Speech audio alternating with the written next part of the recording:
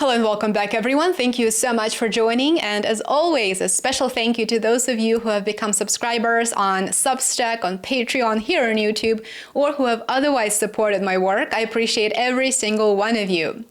In an increasingly volatile global security environment, several days ago, Russia made a significant gesture that deserves international attention. Of course, Western mainstream media won't tell you about it simply because it's yet another inconvenient truth.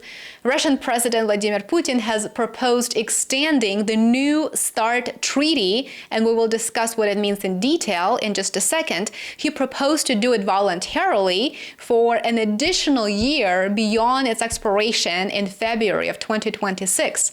The move comes at a time when arms control agreements have been systematically dismantled, ignored, and strategic stability hangs, what many believe, by a thread. Putin's offer is a sign of a strategic calculation that is grounded in responsibility. Russia acts as a responsible actor. According to his statement on September the 22nd, Moscow is volunteering to adhere to the limits of the New START treaty for another year. And it does so not because it is obligated to once the treaty expires, but it is doing this to avoid fueling a new nuclear arms race. Vladimir Putin made it clear that this extension would be a unilateral act, but it would be conditional on the United States showing similar restraint. Should Washington reciprocate, of course, a fragile framework for strategic dialogue could be preserved, at least temporarily. Now, let's take a step back and let's remember what the New START treaty actually represents. What does it mean? It was signed in 2010 by former Russian President Dmitry Medvedev and former US President Barack Obama. It was a landmark arms control agreement. Both nations committed to reducing the number of intercontinental ballistic missiles, submarine-launched ballistic missiles, heavy bombers, and their associated nuclear warheads. It was a rare success story in the field of strategic arms reduction. The START treaty, without a doubt, became a pillar of global security architecture. Russia has respected this agreement from the very onset. It maintains transparency and it adheres to its provisions. The same, unfortunately, cannot be said for the United States, which over the years has shown a pattern of walking away from major arms control treaties. First, the Anti-Ballistic Missile Treaty under Bush, then the Intermediate Range Nuclear Forces Treaty, and the Open Skies Treaty under Trump. These withdrawals have eroded trust and undermined decades of strategic stability. Despite these setbacks, Russia has maintained a steady course. It respected the Intermediate Range Nuclear Forces Treaty until it became evident that the United States was violating its own terms. Only then did Moscow suspend its obligations.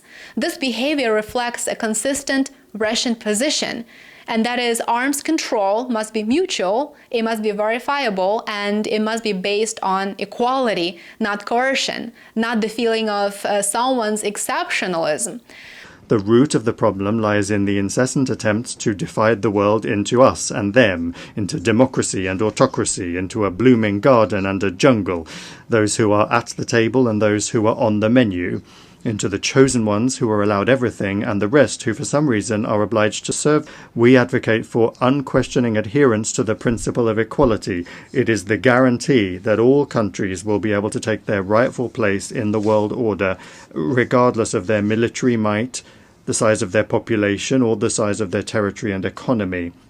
The current situation is even more precarious, of course. With the New START set to expire in 2026, it remains the last major arms control agreement between the world's two largest nuclear powers. Without this agreement, the world enters quite uncharted territory, one where there may no longer be legal limits on nuclear arsenals, no verification mechanisms, and no formal lines of communication. The risk of miscalculation or accidental conflict becomes dangerously high. Moscow's initiative to extend this treaty, even for a year, even temporarily, is a rare opportunity for Russia and for the United States, the biggest nuclear powers in the world, to re-engage in diplomacy and to de-escalate. It creates space for renewed dialogue, provided, of course, that Washington responds constructively to this initiative. Now, unfortunately, that is far from guaranteed. The Trump administration has shown no interest so far in engaging seriously with Russia on this front. 8 months into his term, Trump has taken no concrete steps to negotiate an extension or to even reopen the conversation. Moreover, there is a growing push in Washington to bring China into future arms control agreements, and this is something that Moscow cannot unilaterally enforce. Beijing has its own strategic priorities and has repeatedly rejected being drawn into what it views as a bilateral US-Russia issue. You would agree that while the goal of multilateral arms control is laudable, it is a great idea, using it as a precondition to avoid negotiations entirely is disingenuous, to say the least. The European reaction has also been quite mixed. Some political circles in the West interpret Russia's offer as a sign of weakness. Of course they would, why wouldn't they say that? And they believe that continued pressure on Russia would yield concessions. But this interpretation ignores the reality of Russia's modernized nuclear triad. Reports indicate that over 90% of its nuclear triad has been updated. And on top of that, the West continues to ignore consistent messaging from Moscow, which is Russia is willing to talk, but it will not be coerced or threatened. Russia's President Vladimir Putin underscored this during a recent Security Council meeting in late September. He reminded the world that Russia's commitment to strategic stability is not driven by fear, but by a desire to avoid further chaos. It does not want escalation. And he spoke quite plainly. He said that Russia is capable of responding to any threat, and not just with words, but with real military and technical measures. On the 5th of February 2026, that treaty will have run its course. That means that the last direct restrictions on offensive and nuclear potential will be lifted. A full removal of such limitations would not be a reasonable step. It would have a negative influence on the goals of the Non-Proliferation Treaty. In order to avoid a further escalation of the arms race and to provide a level of predictability and a reservation, we believe it is justified to maintain during this current turbulent stage the status quo. And so Russia is willing to continue for 1 year to maintain the central quantitative limitations under that treaty after the current treaty is terminated. As a result, we will make further decisions later on in accordance with the situation, and we believe that stability is only possible if the United States act in a similar manner and do not make steps that would undermine or disrupt the current balance of deterrence potential.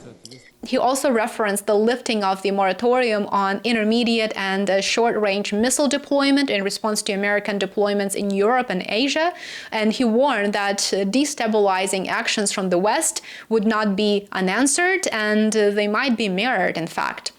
So ultimately, by volunteering to extend the expiring START treaty, the Russian president reiterated a commitment to diplomacy. Maintaining the status quo under the new START, even temporarily, serves the broader goals of predictability, mutual restraint, and global security. But here's what's important. This goodwill must be met halfway. Without reciprocal action, Russia has made it clear that it will reconsider its position. I would argue that the broader message is quite sobering. Strategic arms control is not a game. The stakes are existential. They're extremely high. They can't be higher than this. With the failure of past agreements and the reluctance of Western leaders to engage meaningfully, we are heading toward a future where nuclear deterrence may operate without rules, without limits, or even without verification, and that is a world none of us should want to live in. Whether the United States sees the Russian offer as an opportunity or it dismisses it as irrelevant remains to be seen, but time is definitely running out, with just months left before the New START treaty expires in February. The window for diplomacy may be closing fast. In the end, Russia's proposal may be more than a diplomatic gesture. It could be the last chance to preserve a thread of strategic stability in a world that seems increasingly intent on tearing it apart. The question now is whether anyone in Washington is listening. Thanks so much for watching. I hope that you consider supporting my work. Become a subscriber here on YouTube, Substack, and Patreon. I would love to see you on my alternative social media platforms. You'll find them linked in the description below. Have a wonderful rest of your day, and I will see you back here soon. Take care.